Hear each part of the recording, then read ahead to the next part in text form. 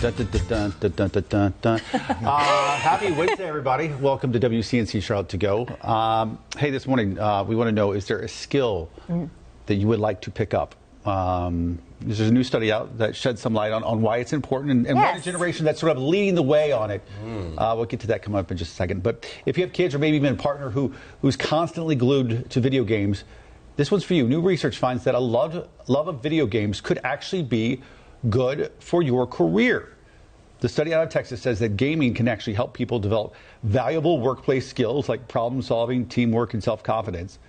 Many gamers even told researchers that tackling work tasks in the same way they tackle, say, the next level in their favorite game actually helps them be more successful in and out of the office.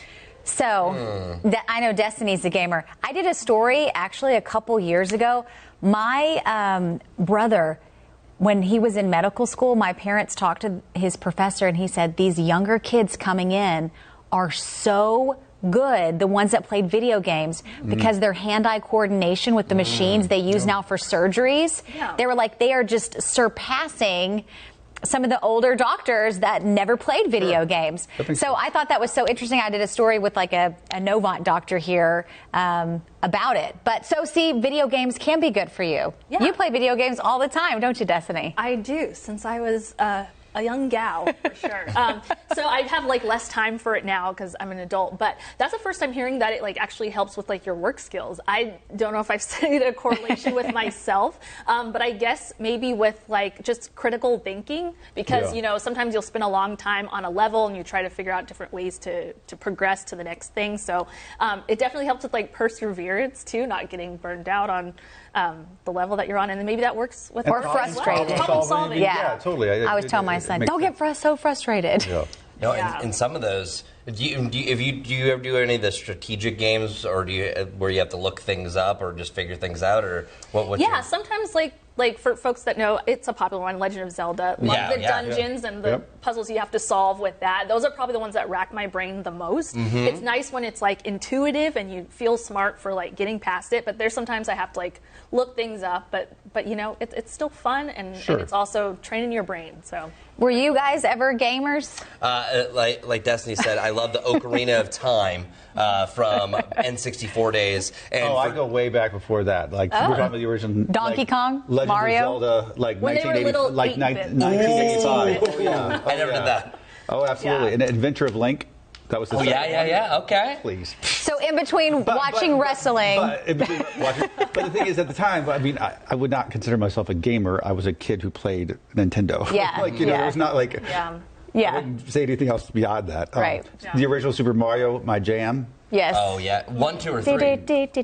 All Number three. All three? Why choose? That's true. Great music. Why choose, yeah.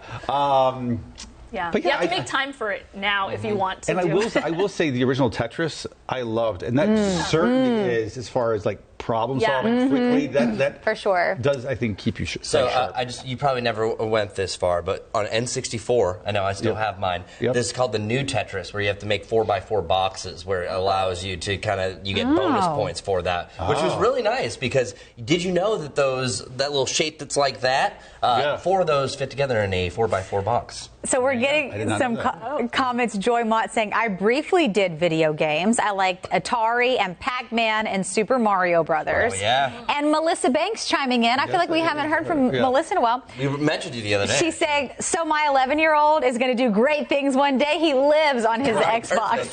That's right. Discipline, of course, with like time spent on it. But yeah, definitely some learnable skills there. And speaking of skills, there's one generation who hasn't let age stop them from learning new things. 74% of baby boomers say they love learning something new and have tried to pick up at least one new skill every year. Maybe that's playing, a video game.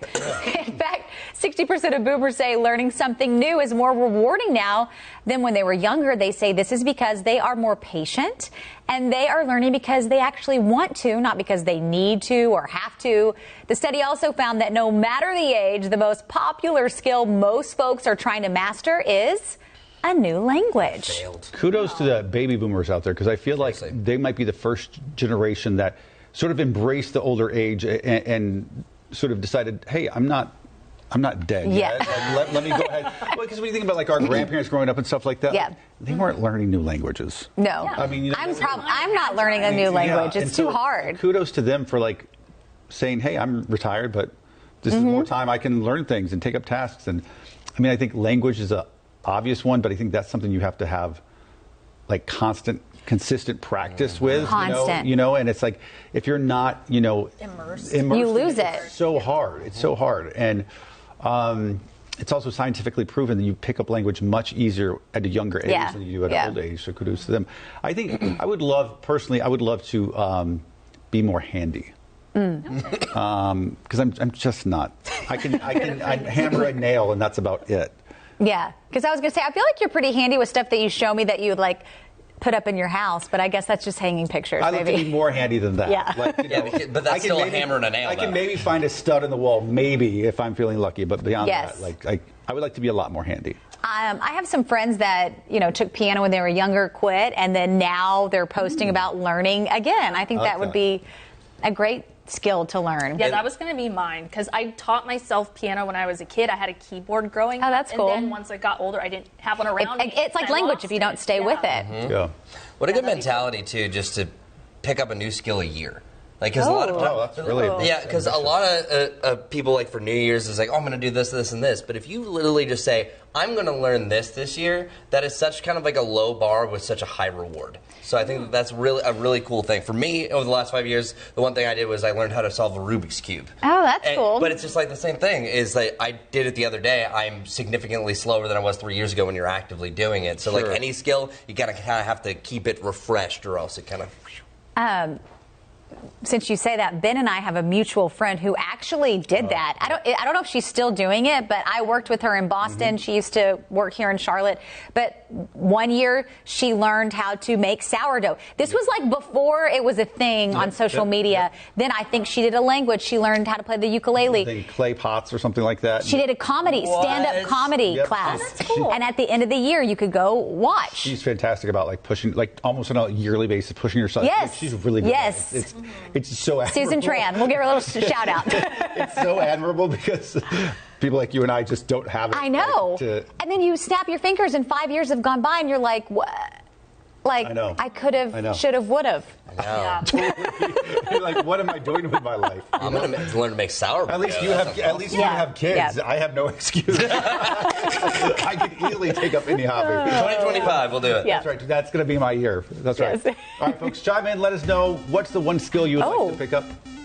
Oh, how about that? I like that. And we'll see you back here tomorrow.